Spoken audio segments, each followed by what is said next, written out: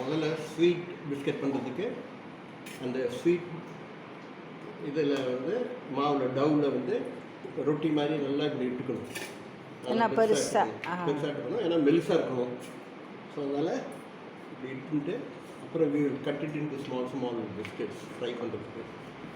இப்போ இது ஸ்டார்டிங் இது ரொம்ப இது நான் ஃபுல்லாக முடிச்ச அப்புறம் மறுபடியும் எடுக்கலாம். கட் பண்ண ஆரம்பிக்குது. சொல்லுங்க. இது வந்து மாவு மைதா மாவு, இது ஸ்வீட் மைதா மாவு. இதை ரொட்டி மாதிரி பண்ணிட்டாச்சு. இப்போ பிஸ்கெட்டுக்கு கட் பண்ணுவோம். இப்போ நான் அதை டயகனலாக கட் பண்ண போகிறேன், ஸ்ட்ரெயிட்டாக கட் பண்ணாமல் டயகனலாக. ஓகே, இனி குட்டி குட்டி ஷேப் வரும். குட்டி இதை மறுபடியும் க்ராஸாக பண்ணுவோம். இது முதல்ல இப்படி பண்ணிவிட்டு இது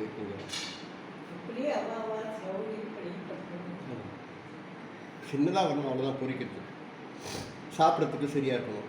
இல்லைனா ரொம்ப பெருசாக இருந்ததுன்னா அதில் மிக்சர் இதெல்லாம் பொட்டுக்கடலை இதெல்லாம் இருக்கும்போது இது ரொம்ப பெருசாக தனியாக வரும். தனியாக தெரியும். ஓகே, தனியாக தெரியும், வந்துடும் சாப்பிட்றதுக்கும். அப்புறம்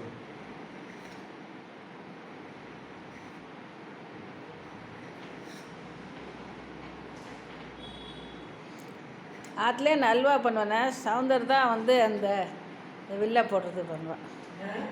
நான் ஆற்றுல அல்வா பண்ணி இந்த தட்டில் கொட்டிடுவேன். கொஞ்சம் நேரம் ஆறின அப்புறம் சவுந்தர் அந்த இதில் நைஃப்பில் நெய் தடவி ஃபுல்லாக வில்லை போடுறது.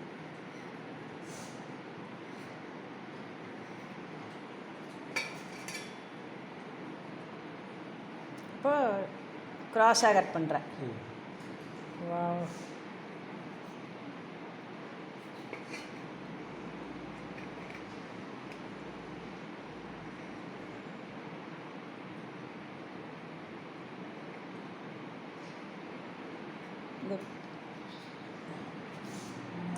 குட்டி குட்டி பீஸ் வந்துடுது இல்லை, ரொம்ப அழகாக இருக்குது. Diamond shape.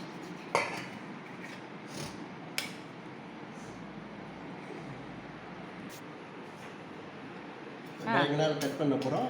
இப்போ இதை எப்படி எடுத்துடலாம்.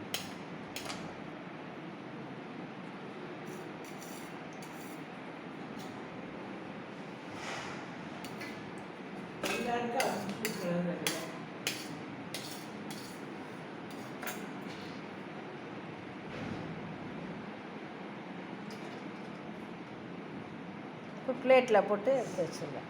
அப்புறம் இது அப்புறம் பண்ணிப்பியா? இது ஒரு வில்லை